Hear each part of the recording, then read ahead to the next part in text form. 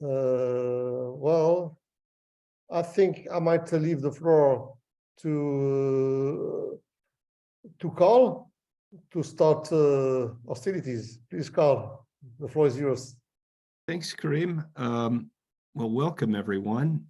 This is what I hope will be the first in a variety of interesting sessions. I don't want to narrow it down to any one type. They could be brainstorming. They could be, and we're talking about doing a brainstorming session in a couple of weeks on loss and damage. They could be more formal. They could be internal to IPAM. They could be a hybrid. But for today, I think we're honored to have Dr. Suzanne Moser, who is one of the leading lights in adaptation and adaptation metrics from the United States. And to introduce her, I'd like Joel Smith, an IPAM member, who suggested that she speak, to give an introduction. Over to you, Joel. Yeah, thanks, Carl. Good morning, Susie, and hello, afternoon, everyone else. It's about -10 Celsius here, is why I've got the sweater on. That's very cold. So it's my pleasure to introduce my longtime friend and colleague, and I call her Susie, Dr. Susie Moser. Let me just briefly introduce some of her highlights. And I think, as Carl said, she really is one of the leading thinkers on adaptation, really in the world. Susie got her PhD from Clark University in geography, studying with the great Roger Casperson.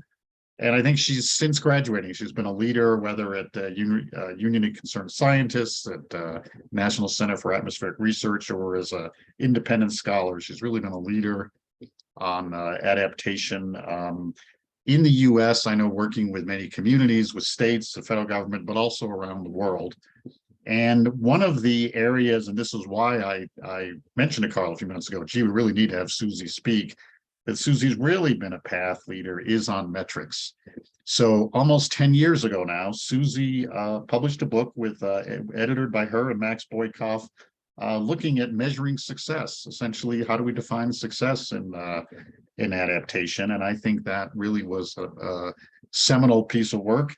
She's gone on to do other things, such as, and I recommend people look at her resilience metrics website. I know it's you and a team, Susie, but you're the leader of it, and among other things. And so I just thought, and I've heard Susie speak on metrics, and I think we'll enjoy hearing what she has to say. So with that, I'm happy to turn it over to you, Susie.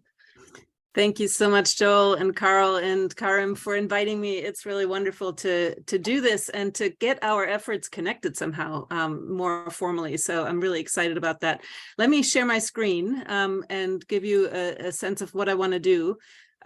So, this is really a focus on what is happening in the US with adaptation metrics, and let me see. Okay, here we go.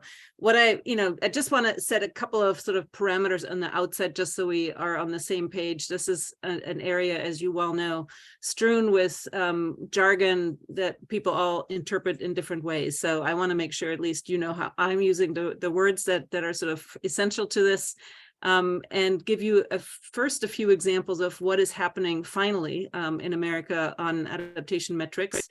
And then introduce you to the toolkit.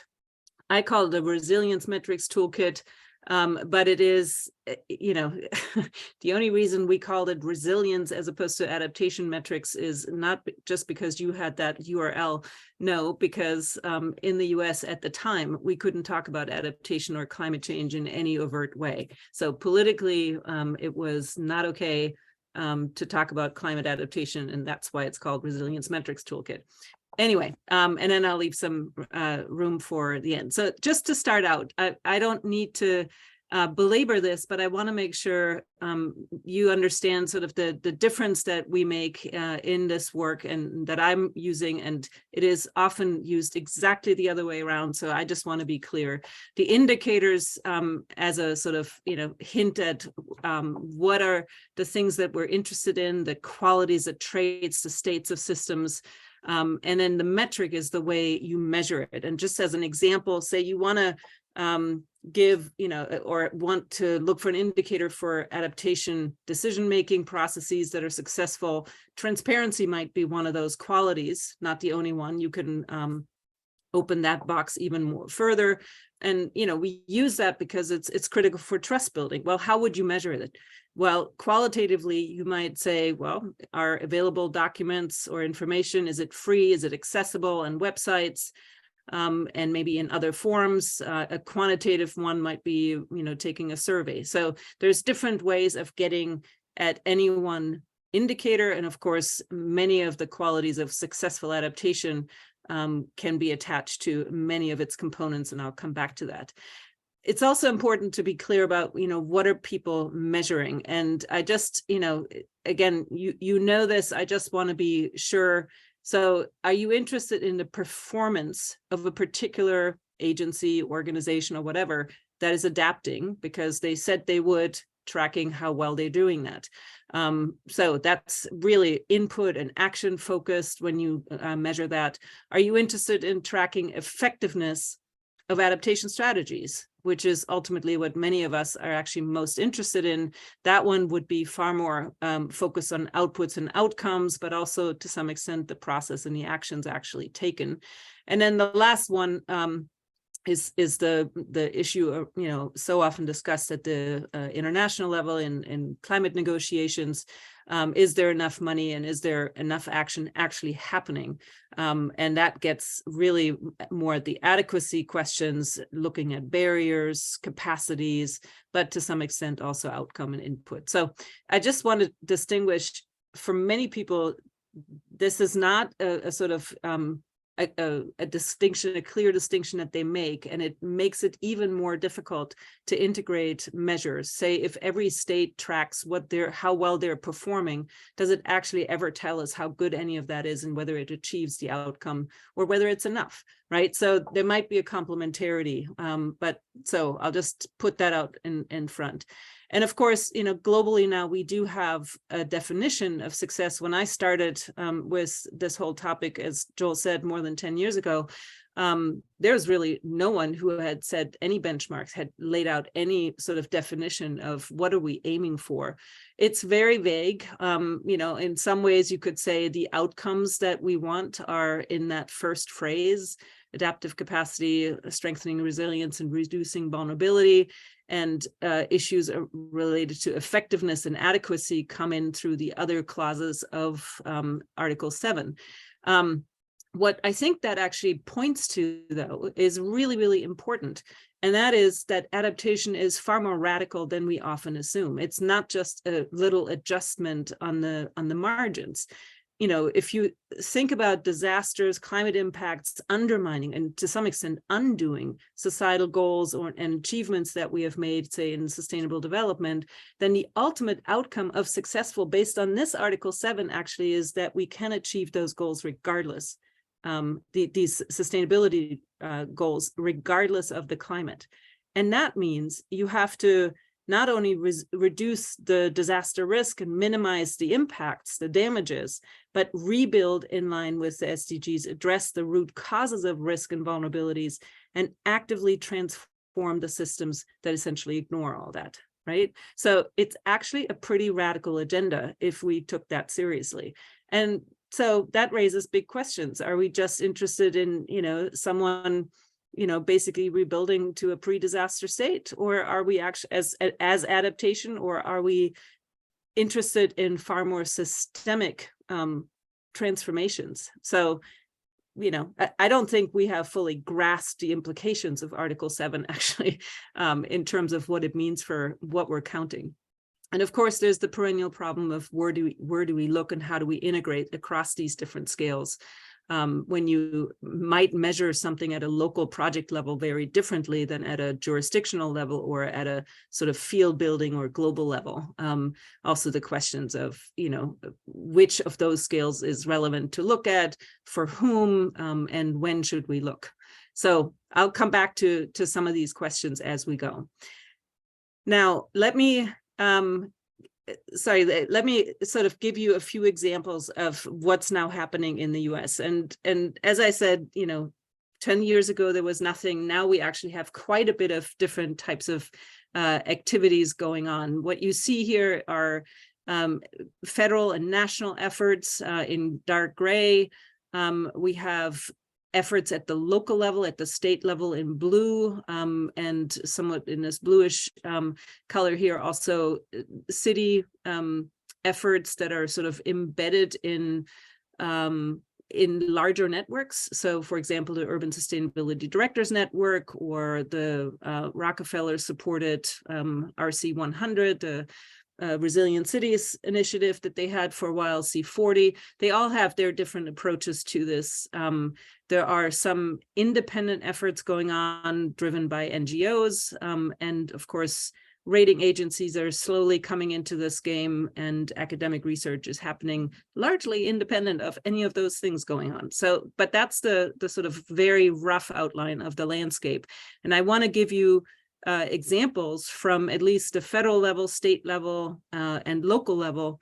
One NGO example, just briefly to walk through them, just so you get a flavor of what is out there. And I am picking some of the better ones out there. There are many things that are, I find, rather disappointing. They promise a lot, but don't give much. But, you know, anyway, be that as it may. All of this to say, it happens actually almost completely divorced from international experience. I'm not aware of anyone in the US who is aware of IPAM and your framework in the sense of actually using it or integrating some of the tools that you're offering. So, you know, this is one obvious way we can make headway, is creating that greater linkage. It's also largely divorced from UNFCCC, the Global Stocktake, or even from the SDGs. So this is, it's sad enough. There are very, very few exceptions to this. So let me start with a federal effort, which is by no means the you know, oldest or anything. It's actually very recent, as you could see by the date on this particular publication. There is an effort going on at Duke University in North Carolina that was essentially trying to provide guidance. They call it a resilience roadmap for the Biden administration. And it sort of became a vehicle by which some of us who are working on this were able to collaborate to provide input to, you know, this step-by-step guide of how to develop, as you can tell here, very managerial sort of approach to this, key performance indicators of climate change adaptation resilience. And so there is now at the Council on Environmental Equality, which is in the White House, an effort to coordinate the development of indicators at federal agency levels. And this is this step-by-step guidance to essentially help that process. This may actually lead to follow-on work with federal agencies through technical assistance and trainings. We'll see if it goes somewhere, but basically that was a really interesting collaboration to help bring the best of how do we do this and make it doable for federal agencies.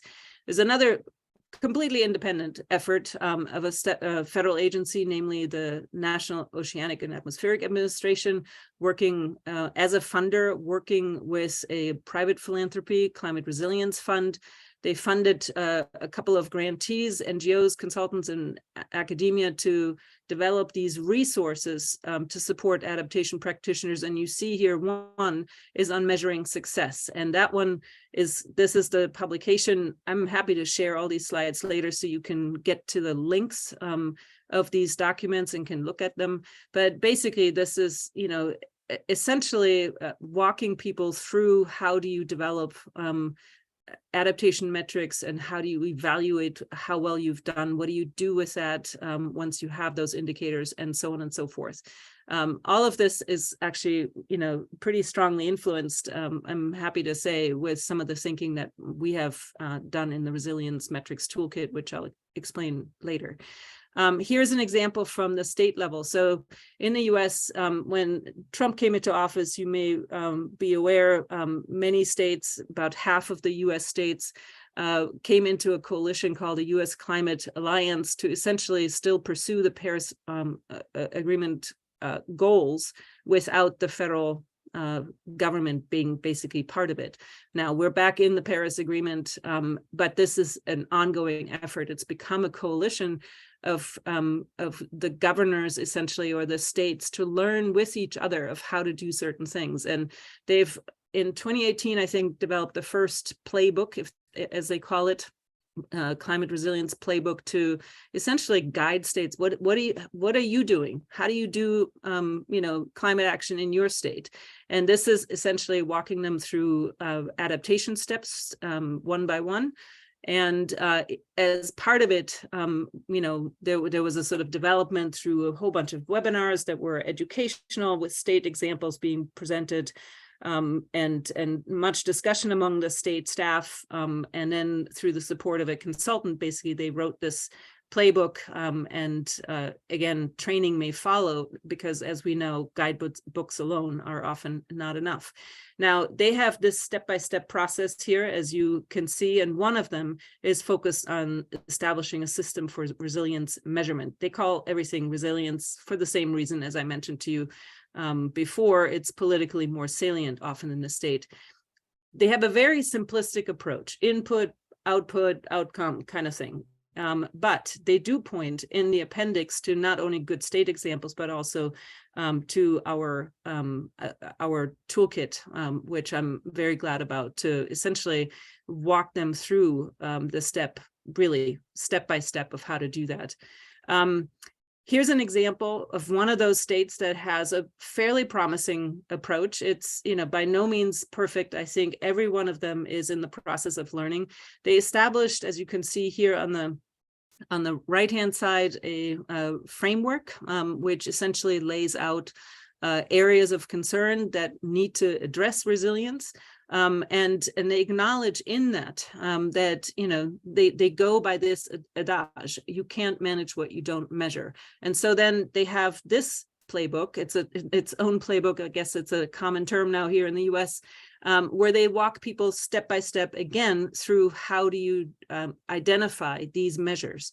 It is, the tracking performance measure in their context, and they come up with this really interesting concept, actually, a resilience value. So many things have value for all kinds of things, but it also has a value for resilience building.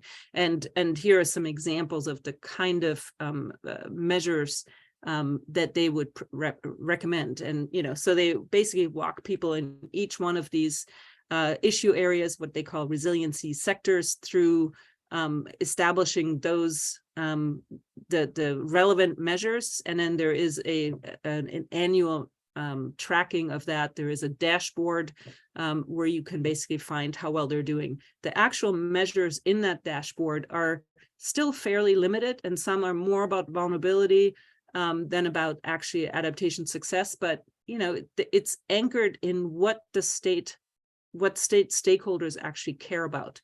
So, how affordable is housing? So it's not just about making that housing secure, but it's also, is it affordable still? So those are the kinds of integrative measures that you find in that particular dashboard of tracking the progress. A local effort from Honolulu, Hawaii, or Oahu, the island of Oahu, and the county. This is one of the 100 resilient cities. This Rockefeller Foundation supported resilience process, and they had and still have an officer who does that work. And so, that comes with the whole learning community, right? And a sort of program-wide supported approach to this. Now, what they have done is they went through a lengthy visioning process with the community. I think they got inputs from over 2,000 people to establish a number of pillars of what matters the most for people in Honolulu, in Oahu, remaining rooted, meaning that it's still affordable to live on the island, that whatever they do, they're bouncing forward, not just back from a pre-disaster state, that they're climate secure, which includes both emissions and adaptation actions, and then that throughout there is still a sense of community cohesion, lots of, leveraging the existing strengths, but also advancing that. Now, around each of these 4 pillars, there are, I think, something like 44 actions. Yes, 4 pillars, 12 goals, 44 actions. And just to give you a flavor of how they designed it, there's, for each one of those actions, there's a description of it, what the resilience co-benefits are. In other words, the action might have, again, many, many different goals toward this larger strategy, but for resilience, there might be specific co-benefits. They name the partners on each one, over what time frame to expect to have that implemented. They, quite remarkably link it to the SDGs. I don't see that very often in the US. And then attach to every action a measure of success, one or more. So to me, this is a fairly nice way, an easy way to summarize what it do it, and they link it directly to an action, which oftentimes for people, that's the most visible thing, right? Is something happening? It doesn't necessarily tell us, or there's an assumed theory of change that if we take those actions, it all leads to good outcomes, and that's. There's a lot of magic between action and outcome as to whether or not that happened. But it is linked to what people most care about in this way, that they can see action is happening. They also name very clearly, we want to be transparent and accountable. And so they now measure on an annual basis in their, what they call the sustainability report, how they're making progress on the issues. And very simplistically assess, this is the overview, there's a lot more detail on each one of those issues, whether they're in, making good performance, or whether it's still wanting, or whether it's stalled and there's no progress. So it's really holding themselves accountable and making that public. So that's just one good example locally. Here's one quick example from an NGO called the Multi-Solving Institute, which is not adaptation specific, but for a reason. It basically argues that climate is often not the driving force behind, people doing anything. So often they come to it because of jobs, or because of, expensive energy, or issues with water security. And so, this is about trying to measure to what extent do any actions in these issue areas, these very common ones that you see, are how often do they cause co-benefits for the others? And there's a process attached to it that is really about negotiating and bringing parties together, crossing the silos, which is so often necessary, right, for us to realize these co-benefits. So I think it's really an interesting approach to just simply, in a very simplistic but resonant way, capture what matters to the communities. Now, let me move in the direction of my own experience and the toolkit that I want to introduce you to. There are many ways to get to indicators and metrics. They might start from an action logic model where you basically develop indicators for each of the elements in that action logic model and identify the metrics for it, and then simply do internal tracking through manual, or digital ways of simply checklists, have we done it? A very different way might be that you have a conceptual framework of success dimensions. I'll introduce you to one in a moment. And, how does that look in the real world? Can you find indicators for each one of those core dimensions, and then again, develop the metrics?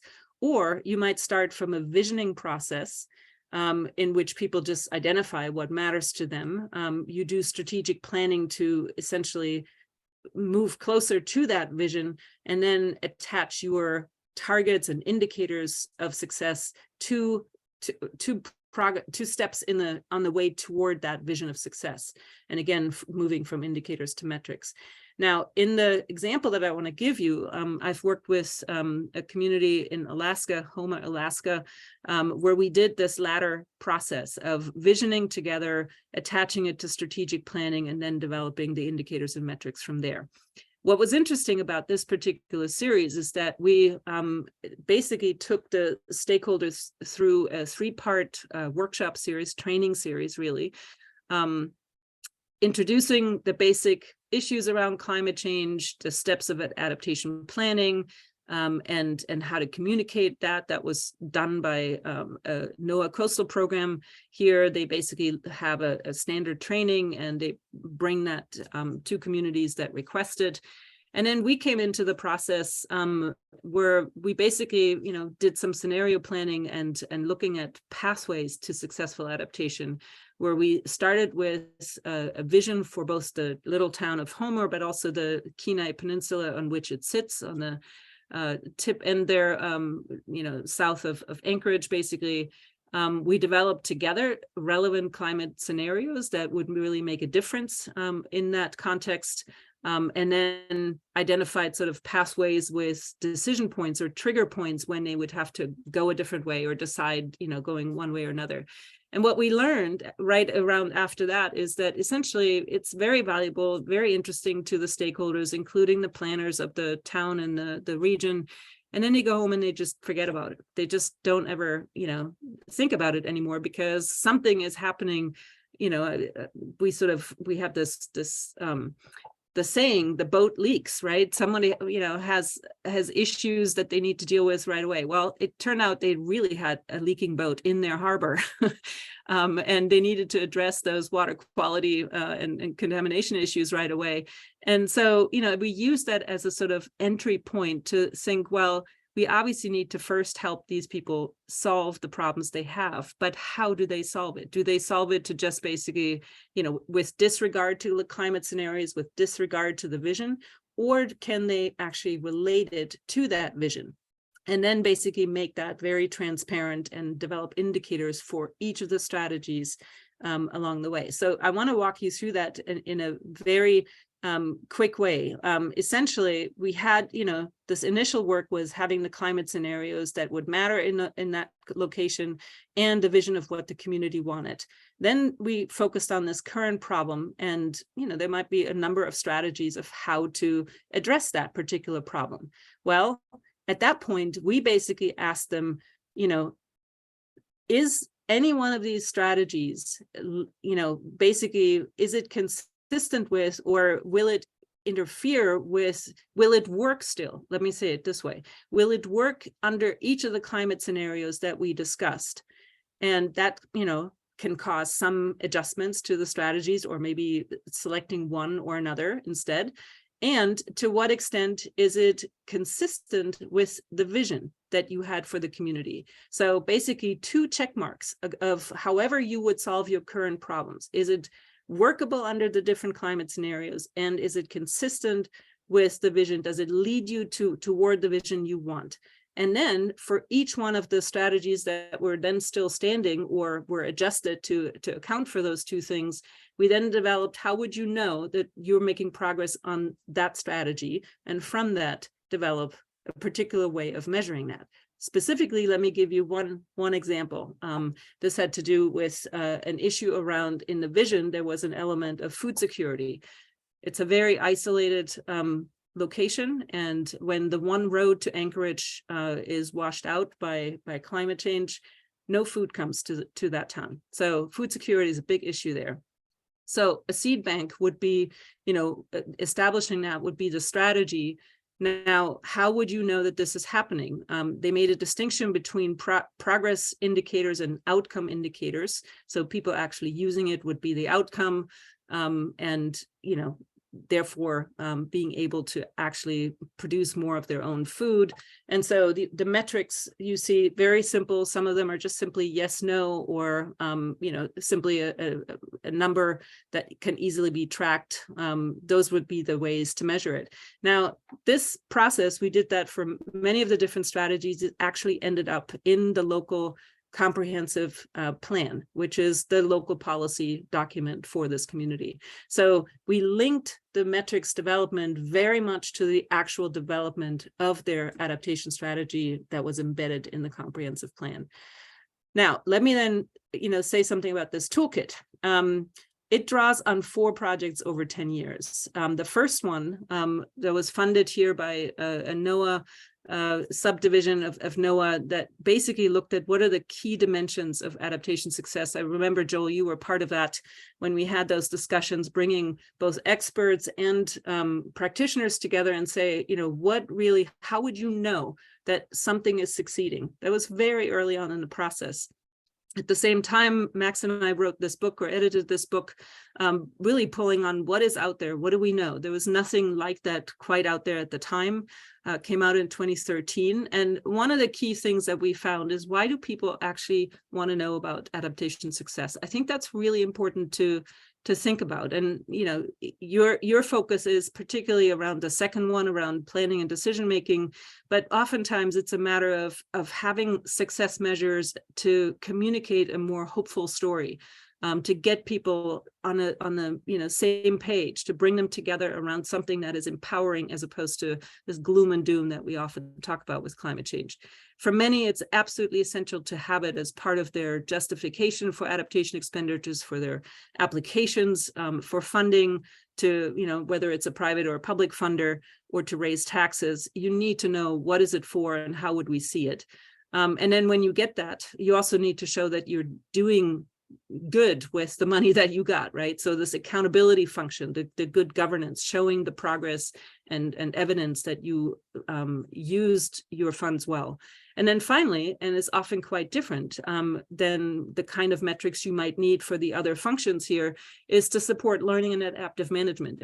Imagine, for example, when you go to a funder, you don't want to necessarily tell them about failures, but for your own internal learning and adaptive management, you absolutely want to know about failures, right? At least temporary failures. So they're very different uses, and that's really important to get clear about. The other piece, I mentioned this before, through the work that Joel was involved in early on, we, essentially said, how would you know that adaptation success is happening? And the experts and practitioners essentially said there are 6 dimensions.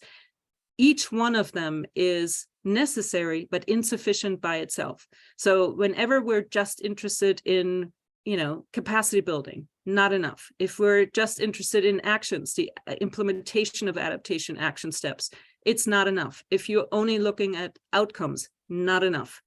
So essentially, we have to look at all 6 dimensions to get a really solid sense of whether or not a community or a state or a federal, a country is adapting well. So that, to me, is a really important aspects to this. We might even say it's 7 dimensions when you take the sort of iterative nature in place. So it's not a one-time thing, but something that you institute to be able to do again and again.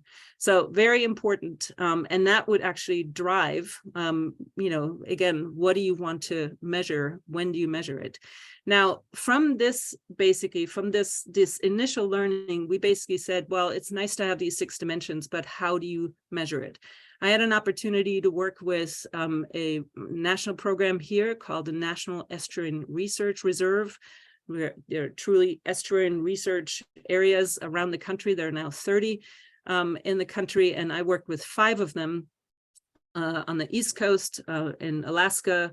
The example that I gave you earlier was one of them in California, to essentially get a handle on how do we turn these 6 dimensions of adaptation success into things you can measure.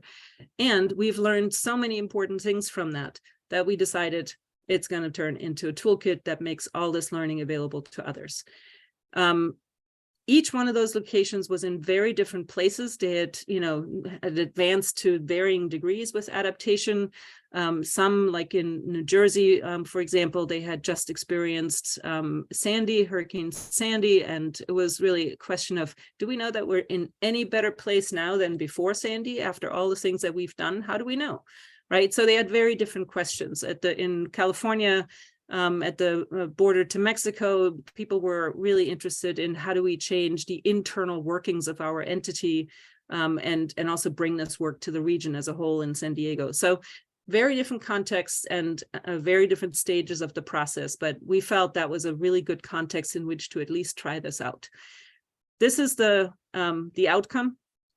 You can find it very easily at resiliencemetrics.org. And what I want to do now very rapidly is basically to show you what's in it. So essentially, there is, on each, there's a tutorial essentially on adaptation resilience. What does success mean? What is evaluation about? What are indicators? What are metrics? We're presenting our work, but also the work of other people. So this would be an obvious place where we can link to each other. We have examples of what that process of developing indicators and metrics looks like from the places that we worked. A whole bunch of testimonials, and nicely enough, not just from the people who were involved in it, but people who have used it since. So in other words, this is already taken off and going places, and we're learning, how it's helpful to people. We provide background information, contact information, just in case people keep wanting to get in touch with us. So here's an example of how we're using these 6 dimensions of adaptation success together with the different purposes that we have. You might be, interested in any a metric or indicator and metrics for each one of the 6 dimensions, but you might use it in very different ways. And so you get to a very different set of measures. And I'll just, again, very quickly just show you, we're really trying to resist to give people lists of metrics, but we couldn't entirely because that's what people want. It's a really interesting tension we can talk about. So we give them examples from our case studies of, for what are the strategies you might pursue? What are your goal? What's your indicator for it? How do you measure it? And what is it an example of? What dimension does it cover? And so we do that for infrastructure, governance aspects, economic aspects, environmental aspects, and social aspects. So that's just, here's just one example. We certainly find, that if you want equity to be a reasonable or a real issue in your adaptation success, it has to be included in each one of those 6, 7 dimensions. And we provide guiding questions to help people, assess that in their own process and sort of reduce that to a simple guidance here. I call it the 7 A's of equity and justice and engagement. So access to information, ability to attend meetings, accommodation for anyone who has challenges, acknowledgement of local circumstances and customs, attention to different types of justice, alignment of intent and meaningful engagement. Oftentimes it's just a checkbox, and we're trying to really get in the way of that. And actually, we encourage people to make anti-racist choices all along the way to not just, fix a symptom, but maybe actually address the system underneath it. And for all of that, we have basically these resources. So you can find them through a step-by-step process by searching for them through a search engine, or, as along the way as a supporting aid, if you will, through each of the processes that we offer. Now, you all are familiar with all the challenges of measuring success: methodological, conceptual, empirical, political. We recognize those, and our toolkit is very much aimed at providing possible solutions to them. This is sort of what we talk about throughout this entire process, but then we also provide these very practical resources, like how do you do a visioning exercise? How do you work toward, shared adaptation goals when people don't necessarily agree with each other, when there's conflict to resolve? How do you make good structured decision making that people could get sort of develop the decision criteria with you along the way? How do you prioritize of the many, many indicators and metrics that one could track, but nobody has the energy and time to do that? And how do you, how often do you have to measure them? It's just a sample of the resources that address some of these challenges that we have. Here, this is an example of where we help people figure out the funding for monitoring, which is, of course, a really big issue, right? So how do we help people identify, not only sort of how to go for the least expensive one, but where can they find support for it? And again, ways of support for identifying, choosing, and tracking these indicators through resources like you're seeing here. You can, when I give you this, you can basically get the direct link to each of them, or you can simply explore that toolkit. It's maybe because of all of those useful resources that the U.S. Climate Resilience Toolkit, which is this standard go-to government provided toolkit for anyone interested in adaptation has listed it now as one of the places to help you with that. So that's been really nice. And maybe just to quickly say a few of the larger lessons we've learned is, you know, people need to think a lot harder about how they want to use indicators and metrics and who they're for before they even get started, which is not something that they typically do. It's more like, you know, oh, we must have indicators, and then they just sit around and nobody uses them. But, you know, in an age where everyone has capacity constraints and funding constraints, instead of having 50 that no one cares about, why have, you know, maybe just a half dozen that are really, really meaningful? But you need to have that, make that thinking ahead of time, basically, of who's it for and why do we need it. Also getting clarity on what it is that they're measuring, right? The issue that I mentioned earlier between performance, effectiveness, and adequacy. I always think it is, you know, it's lovely to show with an example of how effective your adaptation is, but you've only done it in one place and you have a coastline, say, of 1,000 miles. Well, that's not enough. It's not good enough. We shouldn't, you know, think that this is sort of the leading example. The leading example is when that becomes the practice all along the coast, as an, you know, as one context in which to do that. The singular focus on outcomes that so many people have is certainly not sufficient. And, you know, and it's a tricky thing to work that and get people to understand that a lot of things need to happen before you get to outcomes. And, you know, having a more complex and comprehensive understanding is important.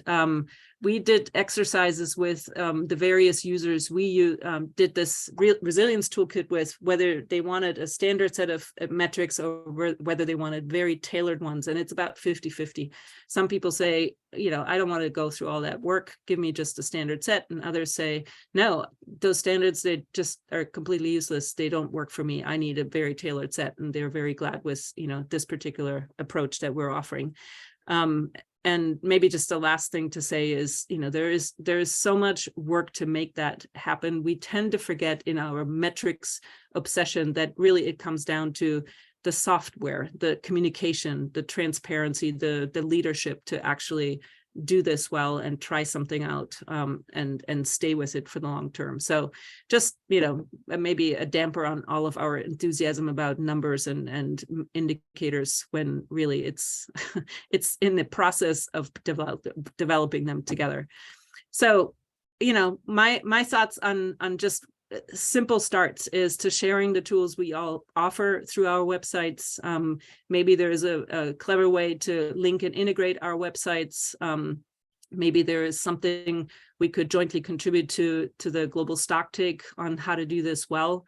And, you know, I think there are many opportunities for collaboration. I would love to learn more about yours before we go down that road, but I'll stop here and let's see, we have, I think, 15 minutes left for conversation. Well, thank you very much. That was extremely informative for me, and I'm sure for many others. And it was also, I think, both realistic in terms of the challenges that we all faced, but also progressive and optimistic in the sense that you forwarded a lot of ideas and experiences that we all can learn from, and so I'd like to just thank you for that. Before we do Q&A, I just would like to address some of the points you made towards the end and throughout real quick, in hopes that might frame the discussion to be more constructive. And I think a couple of the things you said was that, you know, creating greater linkages is important. And I think the observation you have that I think we might all agree with, or to a greater or lesser extent, was that the United States, as often, and I'm speaking as one who is from that nation, all too often does things itself on its own. A lot of it's very good, but sometimes it does it in a vacuum that isn't constructive for itself, nor does it help the world. And IPAM is a group that tries to synergize between different traditions, disciplines, tools, and perspectives. So I do hope that we can have a discussion about that.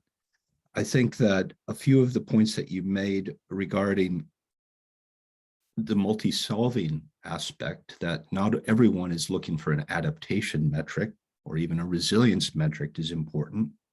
I think also your challenge that adaptation is far more radical than some would think it should be, is something that I don't think we should ignore. At the same time, we need to always be playing within a political and social and economic environment. So I think that those are very useful. In terms of your comments about how we could work together, I completely endorse all three, of sharing tools and linking and jointly collaborating. I've said it, and I'll say it again, is I do hope that you can be involved and we can bring in more US voices. We have a few. But with that, I'll just pass it over to everyone else for their questions, which are probably much more interesting than my comments. Oh, very good comments. Thank you. Yeah, I'd love to hear. Yes, Alex. Yeah, hello. Sorry, I can't see how to raise my hand on the tool, but yeah. Anyway, thanks very much. That's really nice to have an overview of what is existing at the country level and the diversity of things that are existing. I'm quite impressed, because you say that 10 years ago there was, let's say, nothing, and so now there are a lot. So that's good. I'm still unclear on how to, well, I'm working in a think tank in Paris on some adaptation tracking issue. Sorry, I should have start with that. I'm still unclear with what you said from the beginning. We need to address climate risks with these indicators and metrics, but not only climate risk, but have a link to SDGs. It could raise the issue of having a very long list of indicators and metrics in the end. So there is always this tension. And my question actually was, do you think with all these initiatives, there is, are they using similar sets of indicators, or more or less similar, that could help aggregating them at one point at the national level to have a view of, okay, and now let's talk about the US and the federal level, what is happening and what do we see? Because often when we look at the country level, we use national or federal statistics. We know they are useless actually. So having information coming from the ground is probably better. And so this is a link to the things related to the GST. Yeah. Okay, I stop here. No, it's a very good question. It's a very hard one, and it's, as far as I can see, at least, it is unanswered in the US. So you have, I'll just use that as the example. You have federal agencies finally working together to at least begin to think about what are the metrics. But will that, even if we did it at that level, would that allow us to integrate that in a regular way? No, absolutely not, right? Because every agency has its mission and it needs to basically fulfill that. And the assumption, the unspoken assumption, is that every federal agency doing its job, we'd be a happy country, right? I mean, there's, again, a lot of magic between that thinking and what we actually measure. Same is true with, we have now a coalition of states thinking about, how do we do this, and a playbook offered to them to basically walk them through the process. But no one says, and here is the metrics you should use. No one says that. It says as much as, if you only tell us what you put in, like how much funding did you provide for adaptation in your state, that doesn't tell us anything. it's interesting to me that you're having, that you asked this question, because the very question that actually, or the vision maybe that began my own work in this area more than 10 years ago is the question, imagine I had an opportunity to have a conversation with the President of the United States somewhere down the line, after years and years of spending millions and billions of dollars possibly on adaptation. And the president asked me, so are we better off now? And I, as one of the adaptation experts in this country, have to shrug my shoulders. That's what got me started. That was the very question. Can we not agree on a dozen things that we care about? And I think it actually comes down to measuring meaningful things in the flower diagram that I showed you. Ultimately, this is what the people will care, what will politically matter. Can you afford your home? Is it safe? Do you have a job? Are you healthy? I mean, ultimately, I think it goes down toward that. And, I don't think it has to be that very, very long list. I mean, 17 development goals. Every single community that does a visioning exercise envisions some version of the sustainability development goals.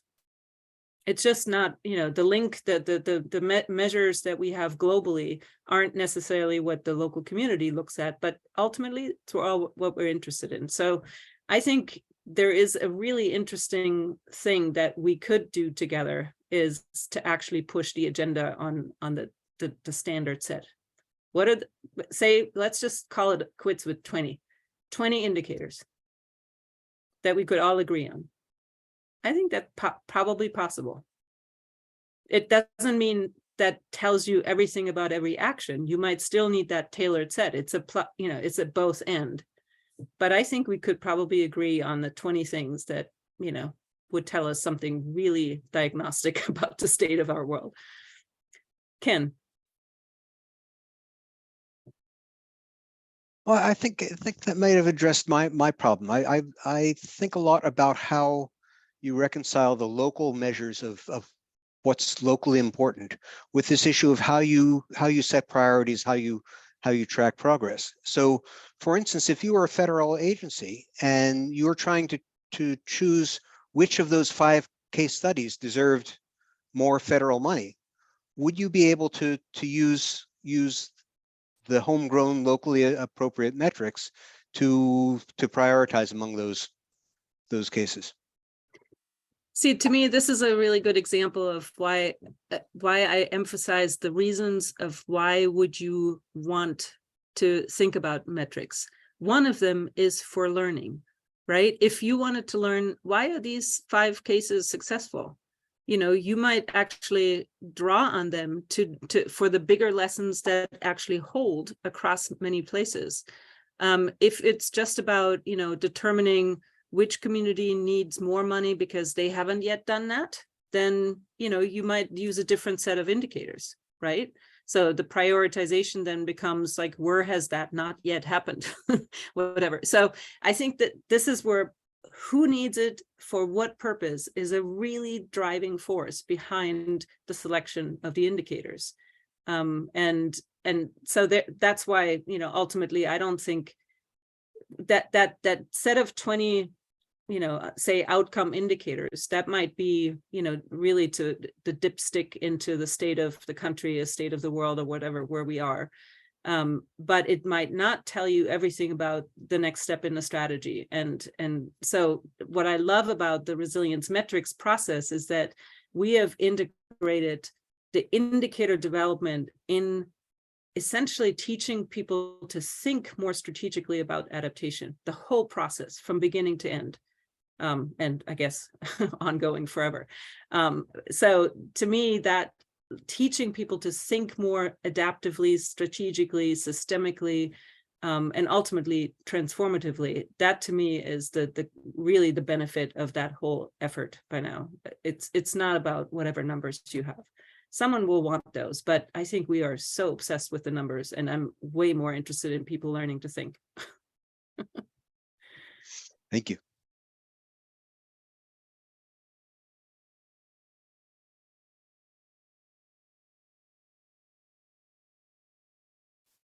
We have two other hands up, I see. Yes. Ira? I assume, Ken, you're still up just from the last time? Your hand is still up? Okay. Thanks, Susie, for a great presentation.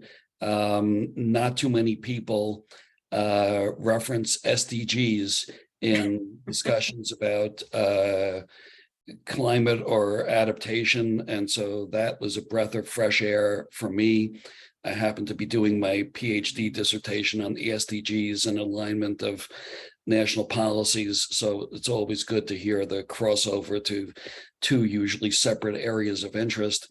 And of course, for those of us coming at this from an adaptation or resilience perspective as a climate specialist, it's a different mindset than those coming at it from a broader sustainability perspective. And it sounds like, you certainly get that. The one thing that I would share, which may be helpful to all, is that the SDGs and the indicators for the SDGs were all developed with an eye toward country level.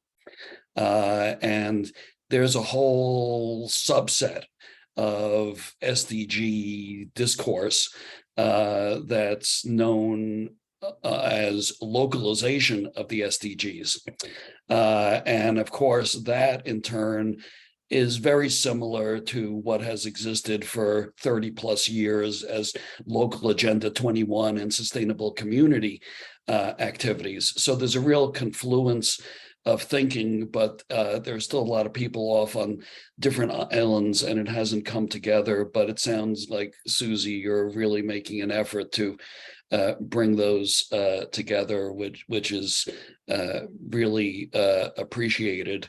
To add to your view of the difficulties in the US market, and you alluded to the political and cultural problems going back 10, 12 years ago with even using the word adaptation, it doesn't help that in our federal regulatory and policy structure in the US, FEMA calls when it talks about mitigation, is talking about hazard mitigation, which for most of the rest of us is more or less coextensive with adaptation and resilience. So the confusion in the general public over what is mitigation and what is adaptation because of that, especially in the United States, is a big challenge worth mentioning.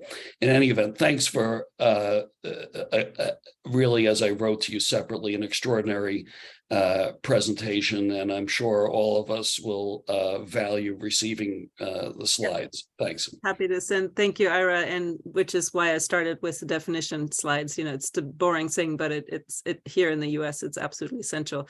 So Carl, Obed, and Nega have questions. I'm happy to stay on for a few minutes if people still want to answer those.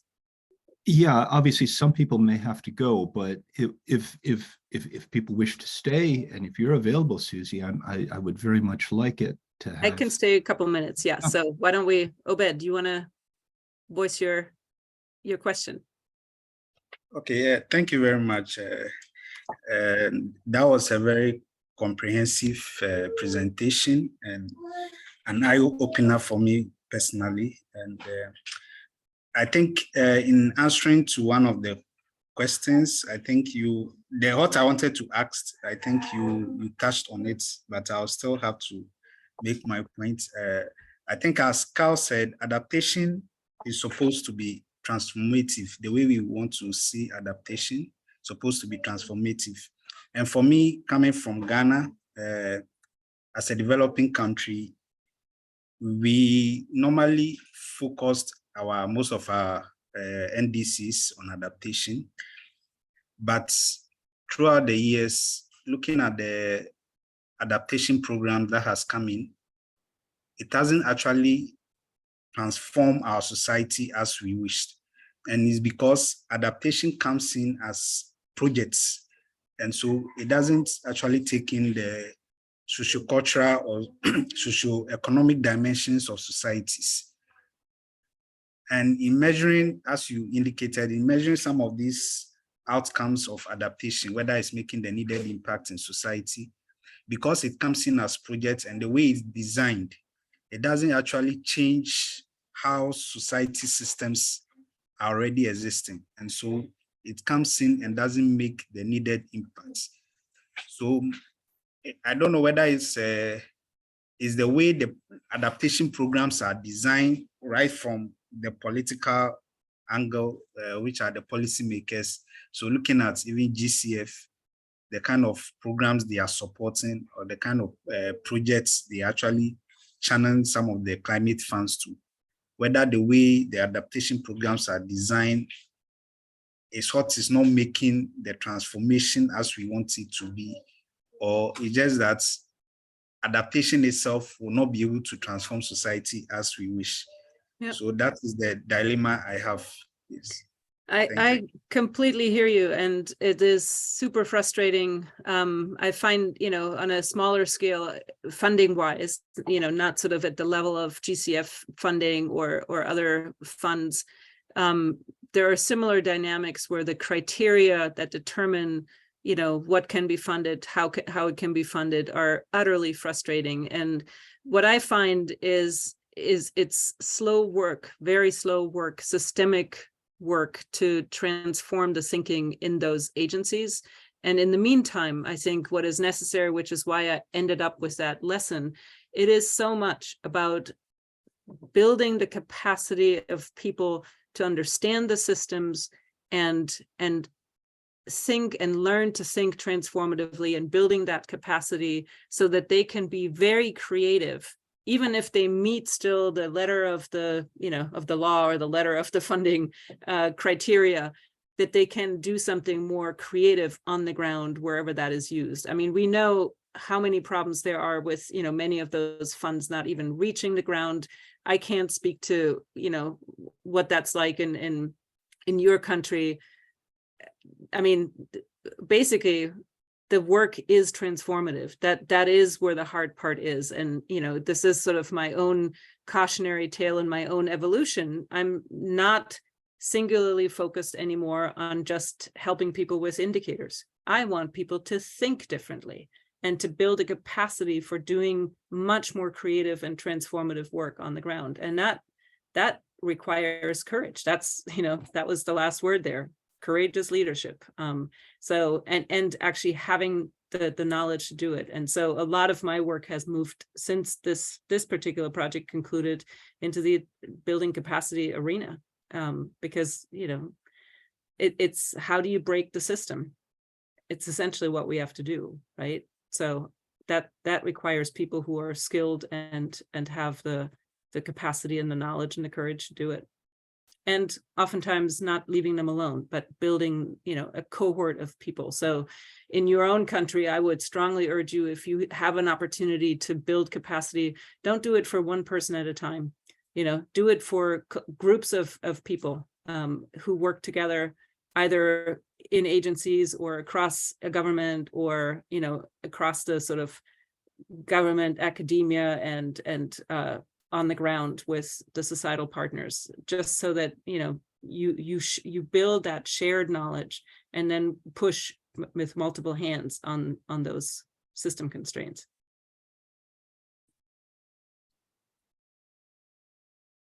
Do we have time for another? There was one other question.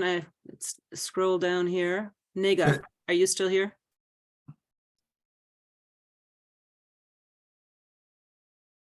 Maybe they left.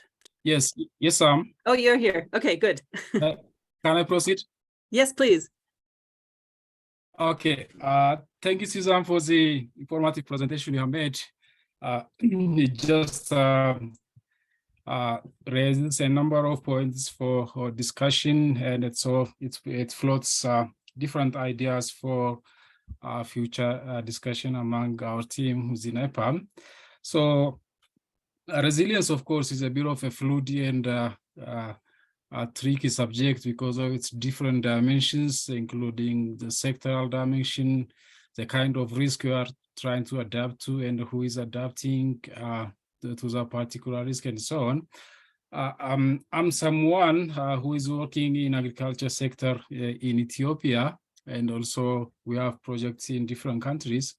But I just want to know what the US experience is in terms of measuring resilience within agriculture sector, especially the unit of analysis you actually use. Is that something at the household level, as a regional level, or what is a experience we can draw from US in terms of measuring resilience in agriculture sector?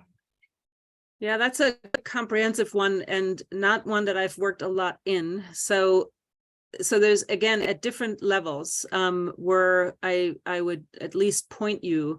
One is, we have a federal agency called the U.S. Department of Agriculture, and it has its own climate resilience hubs. And, there's at least some effort in that context to try to assess and support ranchers and other farmers to do or enact resilience practices and then track the outcome.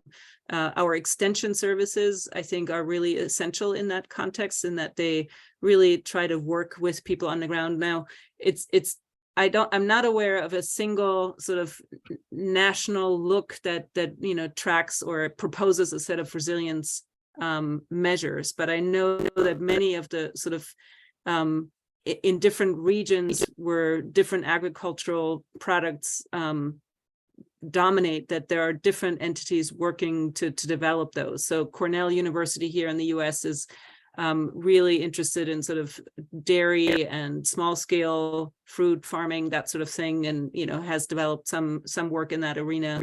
But I would check into sort of what USDA does with the climate resilience hubs. There are different groups working with ranchers in the West, and oftentimes the sort of key indicator of resilience is just whether or not they have water.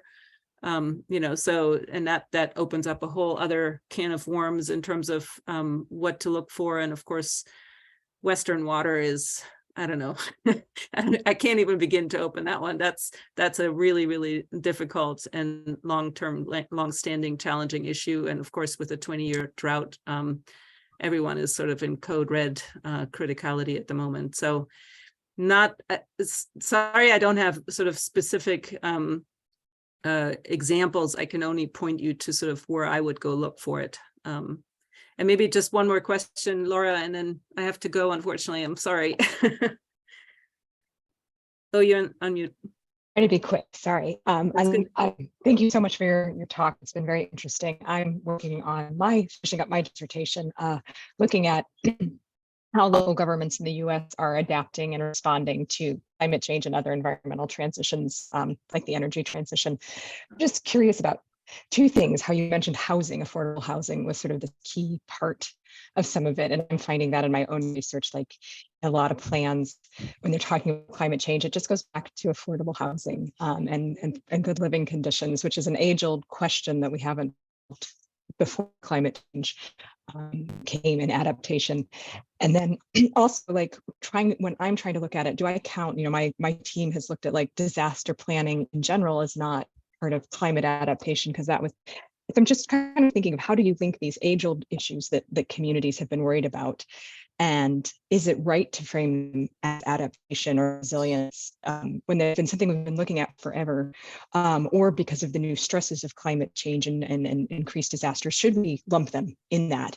Because like we've been like, the federal government in the US has a lot of stuff for like hazard planning and certain things about looking at equity considerations, but that's not been done because of climate change adaptation per se. So I'm just kind of wondering, how do you think, I kind of think you should look at this full basket, but some people are like, no, we need to kind of hone in on just what's climate adaptation or a climate adaptation plan. And I'm just kind of curious what you think of sort of the housing and climate or just disaster sort of things we've always had going on in relation to resiliency and adaptation. Well, so I guess the way I would answer that is, when you look at how the adaptation field has developed over the last 10 years, at least in this country, what you're seeing is, the rise of equity concerns throughout that conversation. And when you take that seriously, you reframe the issues.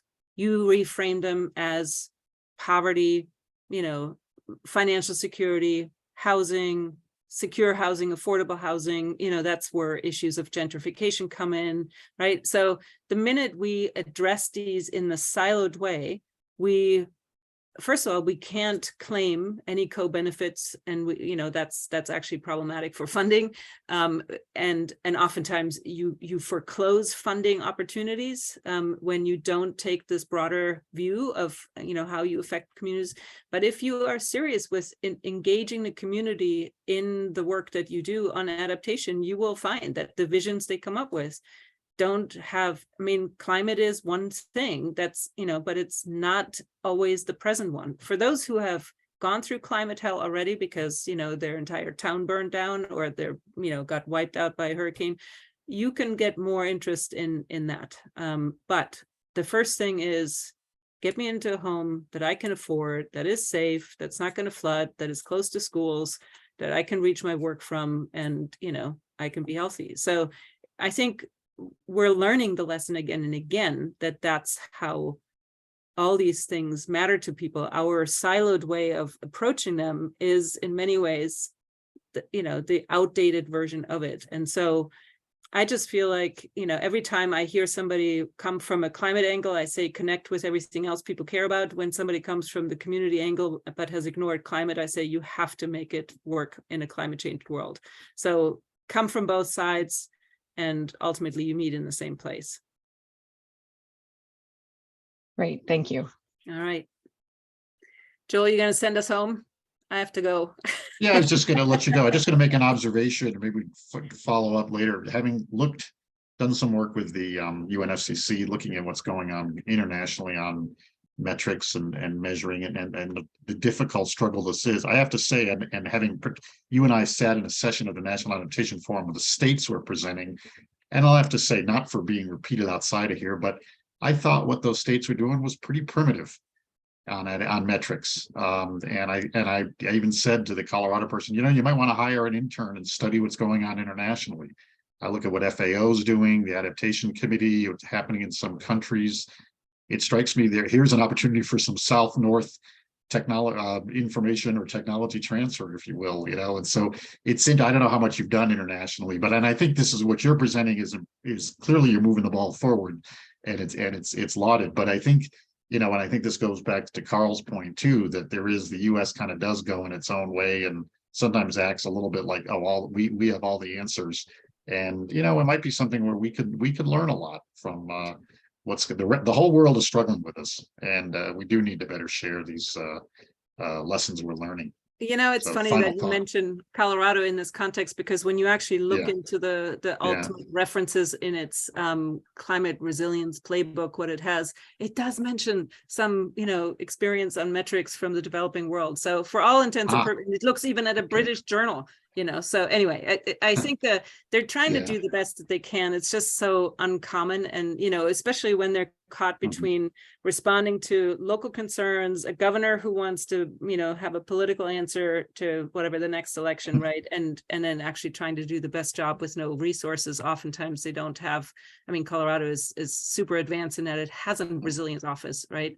Many states still are without that. So I think people are struggling, and I see it as our job in some ways, as, you know, being that bridge to bringing in the learning from other places and just hiding it, you know, under the carpet and still feed it into what they do. So anyway, sorry I have to leave, but this is great conversation. I really appreciate it. Thank you so much to you again for inviting me, and to be continued. Thank you, Susie. Thank yes, let's continue this. Take care. Bye-bye. Bye.